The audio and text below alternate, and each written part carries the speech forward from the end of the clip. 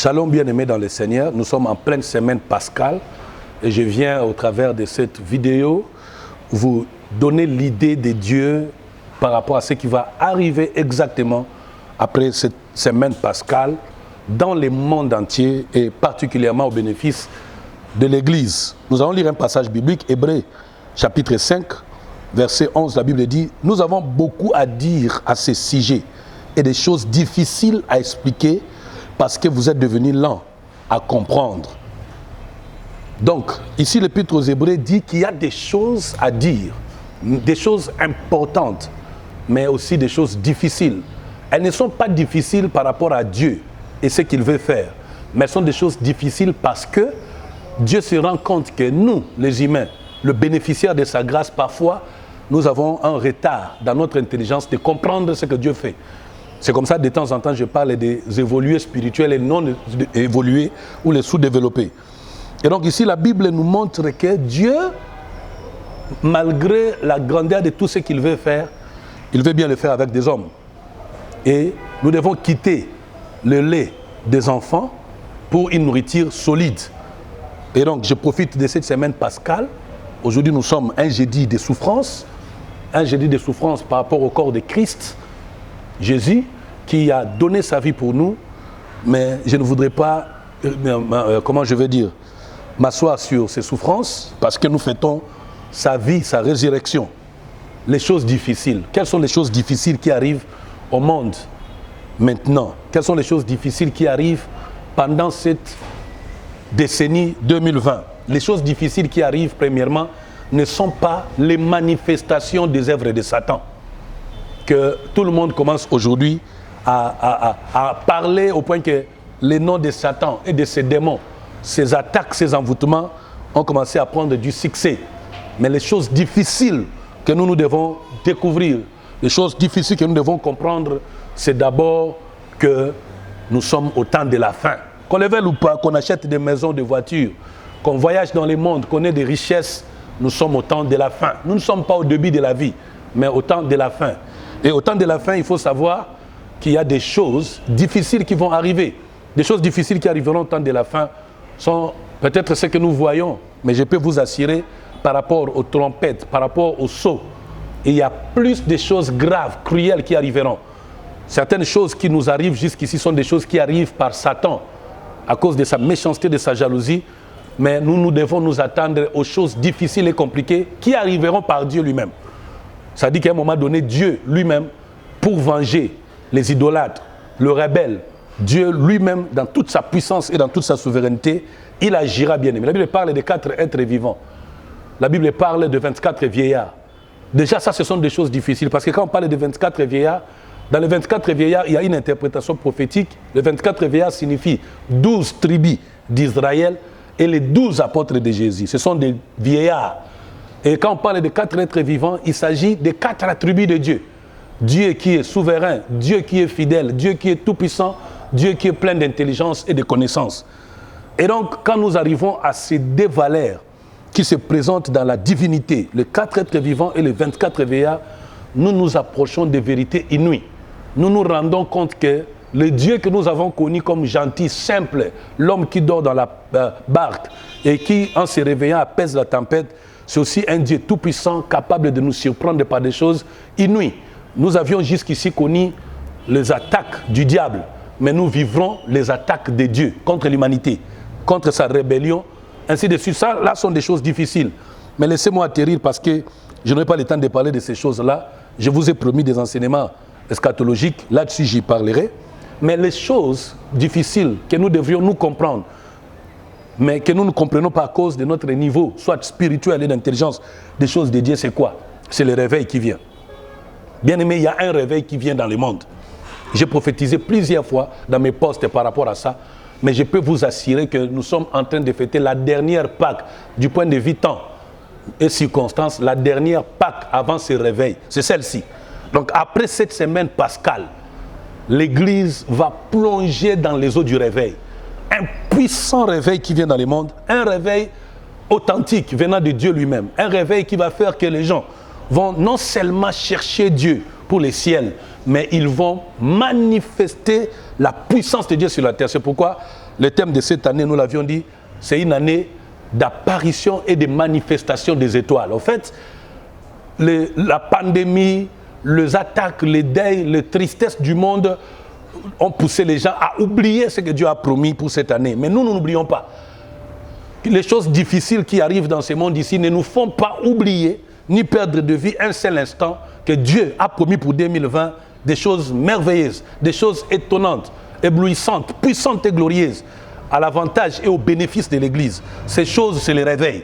Il vient un réveil qui va faire que nous aurons dans nos églises et nous aurons dans ce monde des hommes et des femmes authentiques. Nous allons vivre des prophètes comme jamais on a vécu des prophètes, qui ne seront pas là pour prophétiser que dans l'église, qui ne seront pas là que pour prophétiser pour la vie des gens, mais des prophètes qui se tiendront pour changer les cours de toute une nation. Un prophète va se réveiller, il vous dit pour que l'économie se développe dans notre nation, il faut faire telle chose. Il y a des prophètes qui vont nous donner des solutions chimiques, biologiques, des gens qui vont changer, des shifts arrivent. En fait, nous n'allons plus connaître l'identité des oints de Dieu à la façon dont nous avions connu. Mais nous allons les connaître, les mêmes personnes, très souvent les mêmes personnes et même d'autres personnes inconnues, mais en train d'agir dans un surnaturel caché jusqu'ici aux gens. Vous voyez, Jean a vécu sur la terre, il a vécu avec Jésus sur la terre. Pendant 3 ans dans l'exercice du ministère, mais 33 ans parce qu'il était son frère. Il n'a jamais vu Jésus, ni connu Jésus comme Apocalypse décrit Jésus. Il ne savait jamais que Jésus avait dans sa bouche une épée qui sortait, une épée tranchante. Il ne savait pas que Jésus avait des yeux en flamme de feu. Il ne savait pas, il n'avait jamais vu Jésus avec des cheveux blancs. Mais quand il devient aveugle et il est emporté à l'île de Patmos en prison, Jean va voir Jésus autrement. Il se rend compte que mon frère, mon maître, celui qui était avec moi sur terre, avait autre dimension cachée que je ne connaissais pas. La même chose. La Bible dit, le monde attend avec un désir ardent la révélation du Fils de Dieu. Je vous promets, je vous invite à chercher Dieu. Le temps est arrivé, frères, sœurs, vous m'écoutez. Le temps est arrivé de chercher Dieu pour ne pas rater l'huile fraîche sur laquelle chacun de nous doit désormais souffler et vivre dans le surnaturel. Il y a quelque chose, la Bible dit, Dieu a préparé sur la montagne un maître succulent. Il veut que chacun de nous réponde à ces rendez-vous. C'est le temps des retraites, c'est le temps de préparation, c'est le temps de la soif, le temps de chercher davantage Dieu, c'est le temps de se détacher des appétits, des choses qu'on a déjà vécues, c'est le temps de désavouer, c'est le temps de se décourager des meilleures choses qu'on a déjà vécues ou expérimentées avec Dieu. Parce que des grandes choses, des meilleures choses sont à notre portée et Dieu veut que nous montions. Un jour, il a dit à Moïse, monte ici. Donc le temps est arrivé, comme il avait dit aussi à Jean, le temps est arrivé, le oint de Dieu, tu es serviteur, servant de Dieu dans n'importe quel domaine. Que ceux qui chantent sachent que nous n'allons plus continuer à chanter comme nous chantions avant cette histoire de confinement, cette histoire de pandémie. Tout a changé, je vous assure. Le monde a établi sa nouvelle loi. Vous entendez parler de pandémie, vous entendez parler de G5, tout ça. Ça, c'est le monde avec ses inventions. Mais la Bible dit, là où les péchés abondent, la grâce surabonde. Donc ne soyez pas distraits, ne restez pas confinés à la maison en train d'attendre venir une liberté pour commencer à prêcher de la même façon, prier de la même façon, faire les mêmes choses, avoir le même résultat. Au contraire, il faut chercher la double portion. J'aime Élisée. Élisée n'a jamais cherché auprès d'Élie ce qu'Élie avait. Il a cherché auprès d'Élie ce qu'Élie ne possédait pas. Au point qu'Élie lui dit, ce que tu me demandes existe, mais c'est difficile. Parce que même lui-même, Élie n'avait pas survolé à cette dimension, à cette hauteur-là de la double portion. Bien-aimés dans le Seigneur, je ne crois pas que nous sommes encore en train d'être dans la même saison que nous avions connue avant ce moment. Le diable a élevé sa pandémie, Dieu a élevé son onction. Et il est temps que chacun de nous recherche cette onction. Nous allons vivre des choses extraordinaires, sans musique, sans culte. Les fous dans les coins de nos quartiers seront guéris, pas forcément par des pasteurs ou des prédicateurs, mais un jeune frère qui, en quittant sa maison, n'avait pour but que d'aller au culte. Mais sur son chemin, il croise un fou, il donne les ordres fous, comme ce jour-là, le démon de Gadara. C'est la guérison qui arrive. Et donc, je vais inviter les fils et les filles des prophètes. Le temps a sonné. Je vous invite à chercher Dieu pour ne pas rater ces rendez-vous. Il y a une huile fraîche de l'Esprit Saint qui tombe sur la terre. C'est le décollage du réveil. Un grand réveil. Je l'ai dit plusieurs fois. J'ai soupiré après cela. Et même au moment où je vous parle, nous nous enfermons en retraite à la recherche de cette chose. Nous sentons dans notre esprit, en tant que des esprits, nous sentons que Dieu en a fini avec tout ce que nous avions cette fois-ci. Mais Dieu veut nous amener à autre chose. Vous voyez, ceci ressemble à l'histoire de la veuve de Sarepta. La veuve de Sarepta n'avait que peu de farine, d'huile pour qu'elle mange, elle et son enfant, et mourir. C'est tout ce qu'elle avait. Elle n'envisageait jamais revivre. Elle n'avait aucune idée que ça pouvait se multiplier. Mais quand la veuve de Sarepta, la même femme et son enfant, rencontrent un prophète de Dieu, la Bible dit, elle n'a plus manqué tous les temps de la sécheresse. Ça signifie, l'Église aujourd'hui ressemble à cette veuve. Elle a peu d'huile et peu de farine. L'Église est en carence de miracles, en carence de la puissance, de la démonstration de la puissance. Il y a une manifestation de la puissance de Dieu dans quelques lieux isolés. Surtout pour le cas de la RDC, c'est dans quelques lieux isolés. Parfois, nous nous vantons des maux de tête qui sont guéris. Alors que ce qui arrive, comme au temps d'Élie, c'est la multiplication des grâces. Le même personne portant une excellence de grâce au point que les choses qui n'ont jamais été dites, qui n'ont jamais été faites, qui n'ont jamais été connues, vont se vivre. La Bible dit, ce sont des choses que l'œil n'a point vues, l'oreille n'a pas entendu, qui ne sont pas montées dans le cœur de l'homme, mais des choses que Dieu révèle à ceux-là qui l'aiment.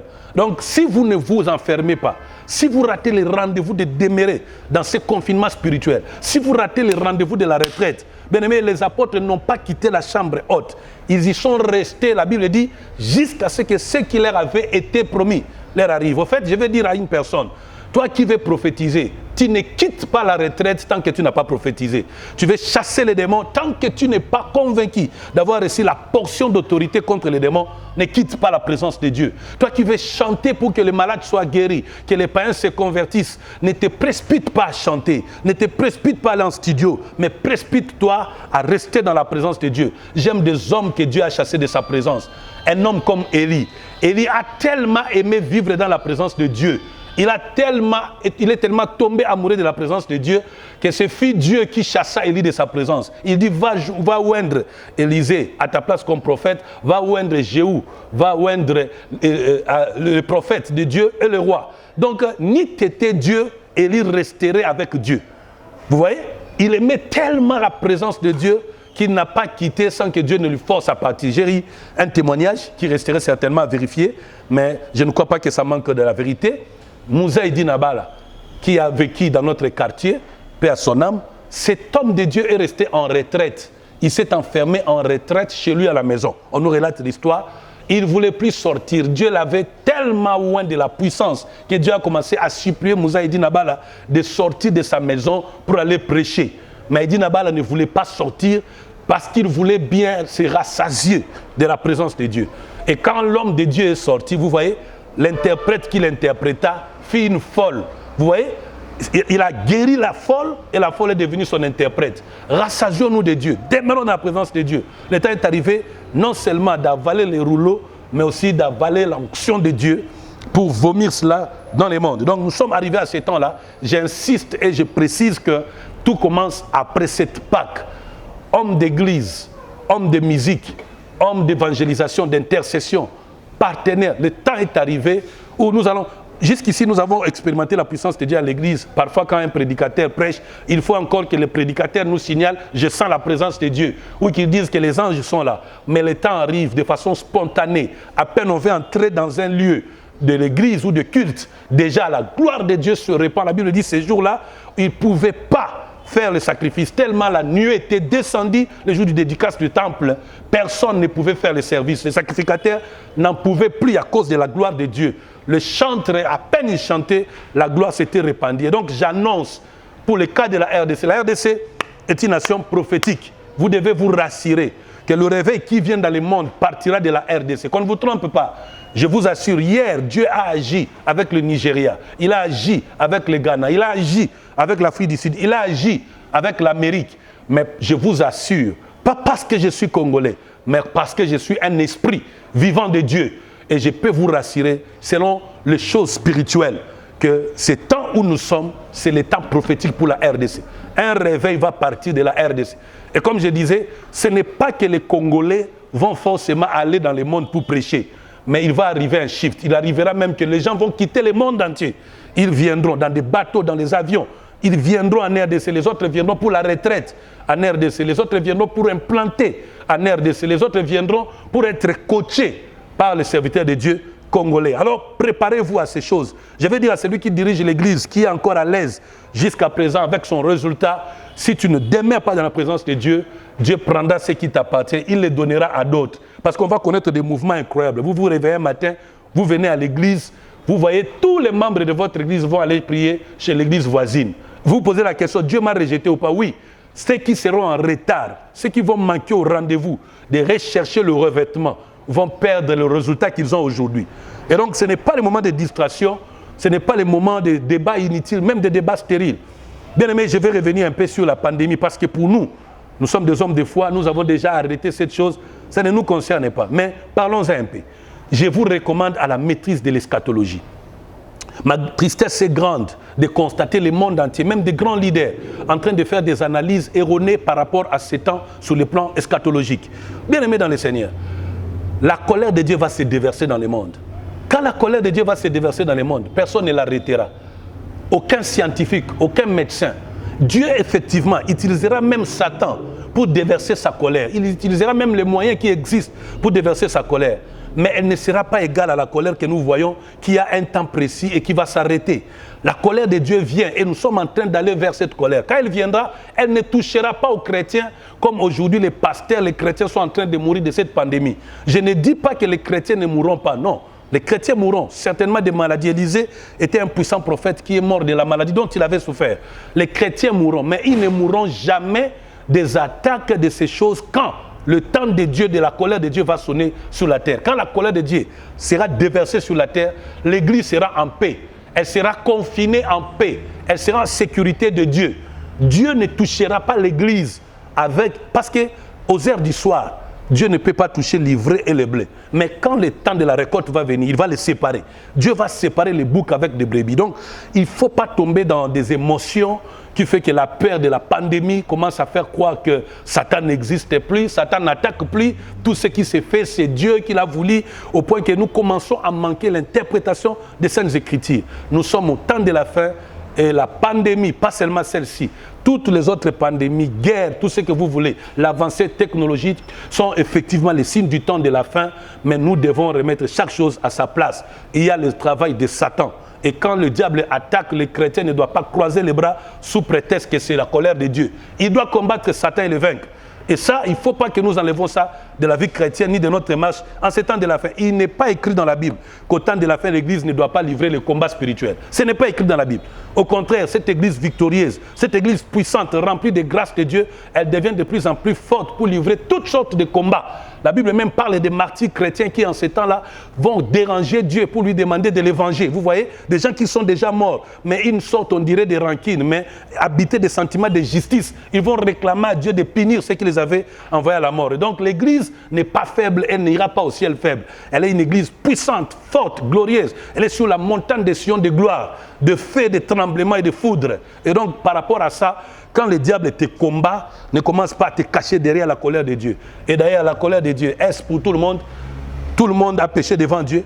Pas question. Dans ce monde ici, il y a des justes, comme je ne cesse de le dire. Donc, laissez-moi clôturer pour vous dire, participez au recrutement prophétique du réveil du temps de la fin. Inscrivez-vous au recrutement prophétique. Dieu est en train aujourd'hui d'inscrire par ses anges des hommes et des femmes qui vont travailler en ces temps-ci. Et vous ne ratez pas ce rendez-vous. Ne passez pas votre temps à vivre vos habitudes normales. Les gens passent leur temps au téléphone, ils passent leur temps à la télé, ils passent leur... Maintenant, je crois que l'opportunité à regarder des séries télévisées est ouverte, surtout aux femmes. Surtout aux femmes. Tout le monde maintenant... Je suis sûr que les gens vont sortir des confinements ici avec des grossesses, ils vont sortir de ces confinements ici avec des jumeaux, les gens vont sortir de ces confinements ici grossis parce qu'ils ont beaucoup mangé, mais les gens ne sortiront pas de ces confinements avec des choses qui devaient être leur opportunité. Or, la meilleure opportunité maintenant, c'est de prier, bien-aimés. Daniel, Shadrach, Meshach, Abednego, dans les moments où ils étaient à Babylone, dans les moments difficiles, ils restaient dans la présence de Dieu. Et quand ils sont sortis de la présence de Dieu, Daniel était 10 fois plus intelligent que les habitants de Babylone. Quand il est sorti de la présence de Dieu, il pouvait connaître et interpréter les songes du roi. Quand il est sorti de la présence de Dieu, les lions ne l'ont point touché. Il a même réussi à convaincre le roi qui est devenu son fils spirituel, au point que la Bible dit quand Daniel était dans la fosse aux lions, le roi a cessé de toucher aux femmes, au vin. Il a commencé à gêner le Dieu de Daniel pour que Dieu sauve Daniel de la fosse au lion. Et donc, le moment où nous sommes, c'est le moment de chercher Dieu. Quand l'Église était persécutée, quand l'Église traversait des moments difficiles, elle passait son temps à la prière, à la méditation biblique, au jeûne et prière. Qui a encore jeûné? Qui a prié? Qui a lu la Bible? Qui a encore marché avec Dieu? Qui a manifesté encore sa soif? Nous parlons beaucoup. Hein? Aujourd'hui, nous sommes tous dans les lives. Des lives parfois non préparés spirituellement, mais remplis d'intelligence et du sérieux. Nous voulons donner l'impression d'exister, alors qu'en réalité, nous sommes comme Naaman, pleins de lèpre, sans guérison. Cherchons la face de Dieu.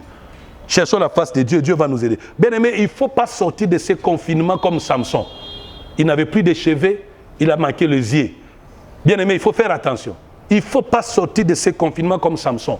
Gardez vos cheveux pour être fort, afin de vaincre l'ennemi. Voilà ce que je voulais vous dire. Nous allons nous lever pour la prière. Nous avons beaucoup à dire à ce sujet.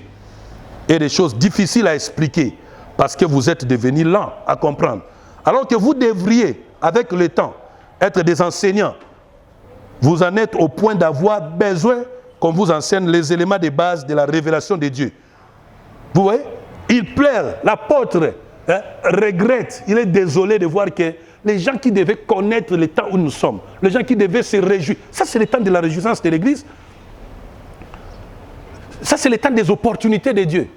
Mais il voit que les gens ne sont pas à ce moment. Levons les mains, nous allons prier le Seigneur.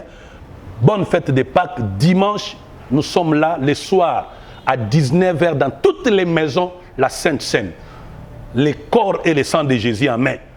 Nous allons prendre ça debout comme Israël qui sortait de l'Égypte. Nous voulons sortir de ces histoires de prison, de confinement. Nous allons sortir ça les dimanches. C'est-à-dire à 19h, partout dans le monde, prenez le corps de Jésus et le sang de Jésus debout.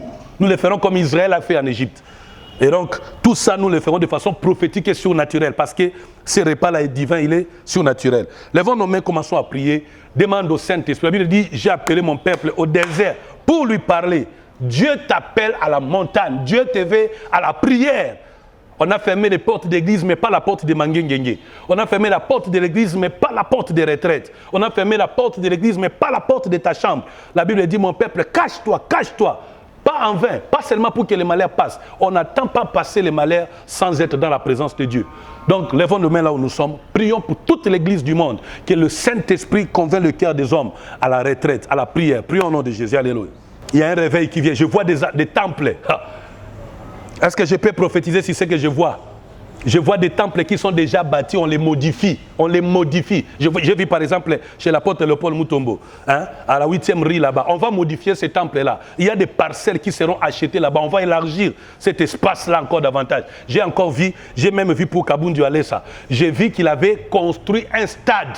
Tout un stade, les gens venaient se recueillir là-bas. Et je l'ai vu même amener à la montagne des milliers de personnes. En fait, c'est comme s'il y avait une croisade. Mais cette croisade n'avait pas eu lieu dans le lieu public connu de la RDC. Mais c'était une croisade sur des montagnes. Il y avait des mondes qui allaient là-bas. Des embouteillages incroyables. Je veux que ces prophéties ici soient retenues comme ça. Parce que vous verrez ces choses-là arriver. En fait, vous allez voir les gens vont grossir. La Bible dit, le jour du déluge, les eaux du déluge grossirent. Je suis en train de voir des ministères s'élargir. Je vois les gens avoir le désappétit de ce qu'ils ont déjà fait. J'entends le monde dire que l'église ce n'est pas le temple. L'église c'est le cœur de l'homme, mensonge sur mensonge. Dieu c'est un Dieu de temple. Dieu c'est un Dieu de temple. Et je vois l'élargissement. Dieu va élargir les tentes de ministères dans notre pays. Je vois des gens qui ont déjà acheté, construit des temples, racheté et construit encore d'autres temples. Je vois des temples entiers être détruits et on les refait. Je vois Dieu envoyer des immenses foules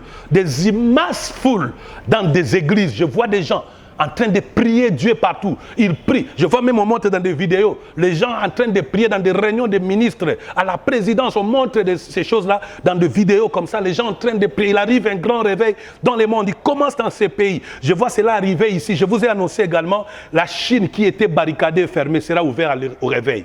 La Chine qui est barricadée et fermée sera ouverte au réveil. La Chine sera ouverte au réveil. Il y a un réveil qui va frapper la Chine. Un réveil va frapper la Russie. Elle va frapper les pays asiatiques de l'Amérique latine. Un grand, puissant réveil est en train de venir dans le monde. Il vient dans le monde. Il commencera ici en RDC. Il y en a de ceux Congo qui vont aller prêcher ailleurs. Il y en a qui vont quitter le monde, ils viendront ici. Il y a des gens qui viendront ici, ils vous diront, ils vous donneront des prophéties, ils vous diront, Dieu nous a envoyés ici pour être impactés. Ils auront des précisions de la mission que Dieu va leur confier. Ce n'est pas par hasard que vous voyez toutes ces tensions politiques contre la RDC. Et je continue à vous dire, tant que vous n'allez pas écouter les prophètes, vous allez vous-même vous exposer aux tensions politiques qui vont ouvrir aux guerres, au découpage. Peu importe, nous, notre problème, c'est que quelle que soit la circonstance politique, militaire de ces pays, quels que soient les conflits géostratégiques de ces pays, bien aimés, rassurez-vous que sur le plan surnaturel, un réveil arrive dans le monde et il commencera par ici. Apôtre, prépare-toi. Prophète, évangéliste, pasteur, docteur, prépare-toi à ces choses qui viennent. Des choses incroyables. Je vois des bergers sans brebis avoir des brebis. Je vois des bergers avec brebis perdre des brebis. Je vois ceux qui étaient grands devenir petits. Ceux qui étaient petits devenir grands. La condition, ceux qui seront dans la présence de Dieu ne vont pas fléchir, ne vont rien manquer de la grâce de Dieu. Mais cherchez l'Éternel, cherchez-le. C'est le temps pour ça. Alléluia. Nous prions pour la RDC. Nous allons prier pour la RDC maintenant. Nous allons nous opposer à tout plan satanique organisé dans le monde des ténèbres. Nous allons nous opposer à tout plan satanique organisé dans le monde des ténèbres contre la RDC. Bien aimés, vous avez vu comment les choses que nous avons dites ont commencé à s'accomplir. Nous avions parlé, nous étions les premiers, par la grâce de Dieu, à parler des vaccins. Et j'avais bien expliqué la mission les 3 missions des vaccins, les 3 vaccins. Et vous êtes témoin de comment les choses sont en train de, les langues sont en train de se délier. La même chose, je vous ai parlé sur des chefs mystico-religieux qui vont vouloir jeter les pays ici aux envoûtements parce qu'ils veulent rétablir leur hôtel de la sorcellerie. Et vous avez même vous-même vu comment ces choses se sont accomplies. Et donc, quand nous disons, nous ne battons pas en l'air. Nous disons des choses avec précision, grâce à Dieu et pour sa gloire. Ainsi, je voudrais que nous prions pour la RDC. Nous allons nous lever contre toute forme de rébellion, de pillage. J'ai parlé d'Ésaïe 33, rappelez-vous. J'ai dit que malheur à toi qui pille, qui n'a pas été pillé. Lorsque tu termineras pillé, tu seras pillé. Bien aimé, les têtes vont tomber. Les méchants vont continuer à tomber dans ces pays. Je suis allé à la prison de Makala, j'ai prophétisé là-bas. J'ai dit qu'à la prison de Makala, tous les innocents vont sortir. Et tous ceux qui font le mal, qui sont en train de se promener dans des jeeps, dans des maisons qui roulent carrosses, mais qui ont fait du mal, vont se retrouver en prison. Nous avons ouvert cette porte de prison pour tous ceux qui jettent les troubles dans ces pays. Vous n'avez pas encore vu des choses. Vous verrez ces choses-là. Parce qu'il y a encore des prophètes de Dieu. Nous sommes là pour résister à toute force, d'où qu'elles viennent. Parce que nous croyons que nous avons le Tout-Puissant. Il est avec nous et nous n'avons pas à reculer. Car il est écrit dans notre devise de l'Église, c'est lui qui veut le Saint-Esprit, paie tout. Alors prions pour la RDC. Prenons la prière d'autorité au nom de Jésus. Alléluia. C'est avec autorité que je prie. L'obras. C'est avec autorité que je prie. Manifestez-vous dans la prière, manifestez-vous dans la prière, manifestez-vous dans la prière. Rabo Shaya. Lebros.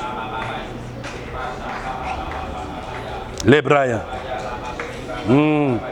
Oh yes. Oh yes. Chate Robosh. Lebra Sobrandea.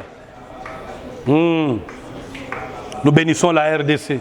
Nous prions pour ces dirigeants. Que les mauvais dirigeants de la RDC échouent dans leur plan contre la RDC. Que les bons dirigeants s'élèvent et que les mauvais tombent. Que les bons dirigeants de la RDC s'élèvent. Que les mauvais tombent au nom de Jésus-Christ. La brossée. Alléluia. Que Dieu soit loué, bien-aimé dans le Seigneur. Voilà ce que nous voulions dire. Je vous invite les dimanches. Les dimanches, encore une fois de plus, nous aurons tout notre temps.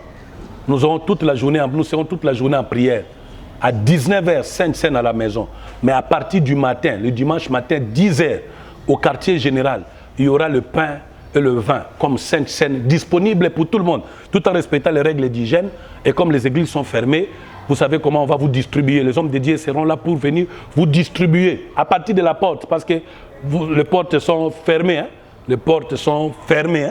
Bon, on va commencer à vous donner le pain et le vin à partir de la porte là-bas, parce que les portes sont fermées. Vous comprenez un peu ça? Mais nous, on va vous donner le pain et le vin parce que les jours de la Pâque était un jour de consécration à l'Éternel notre Dieu. Voilà, bien-aimés, que Dieu vous bénisse. Je vais prier avec vous les dimanches également avec l'huile d'olive. Je vais prier pour l'huile d'olive que vous allez acheter dans vos maisons. Quand je vais commencer les services, je vais directement prier avec ça. Nous aurons le culte à 10h dimanche. À 10h, nous serons avec vous en direct. Et donc, ça sera pour la gloire de Dieu. Voilà, bien-aimés, ce que je voulais vous dire aujourd'hui. Nous avons beaucoup à dire à ce sujet. Donc, je peux vous promettre que désormais, je ne vais plus tenir un langage normal.